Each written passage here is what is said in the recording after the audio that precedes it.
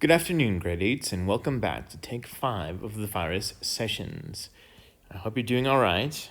We're into day 4 of lockdown now, and I'm sure some of you are starting to go just slightly crazy.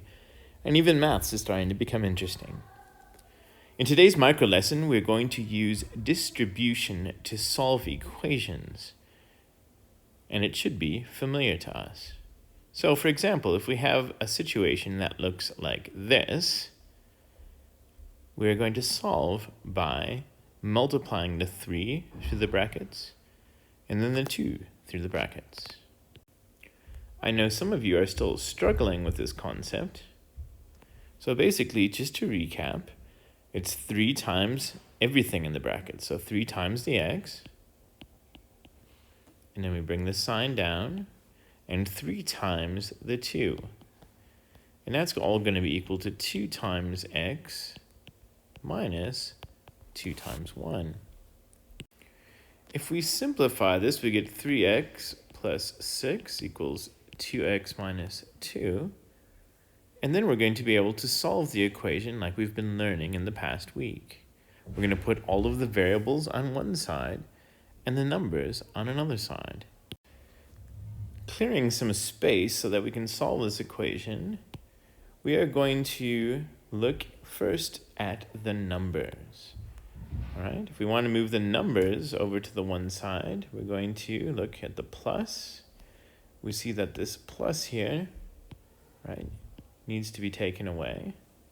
And we need to subtract 6 from both sides. We need to be really, really careful with our integers when we do this so that we get minus 8 on the one side. And of course, the 6 minus 6 makes 0. And now we need to bring the 2x's, the variables, over to the left side of the equation. So that's a plus 2x there. So the opposite of plus 2x is minus 2x. That's going to make 0. And whatever we do on the one side, we'll do on the other side. And 3 minus 2 is going to equal 1x, giving us a final answer of x equals minus 8. Now that you've seen one example worked out for you, try this example on your own, pause the video, and check your work.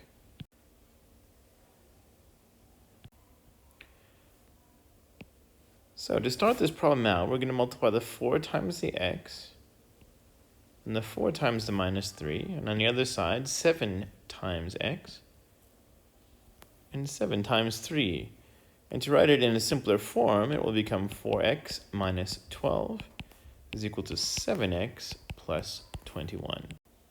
Once again, we are going to move the numbers to the right side, and we're going to move the letters to the left-hand side. So here I've got a minus 12, so I do the opposite. I'm going to do plus 12 on both sides, and I'll get 0 on the one because I've moved it, and 33 on the other side. Now when I need to move the variables or the letters, the plus 7x, to get rid of it, we're going to do the opposite, minus 7x. We're going to do it on both sides, and on this side we're going to get, be very, very careful, pull minus 3x.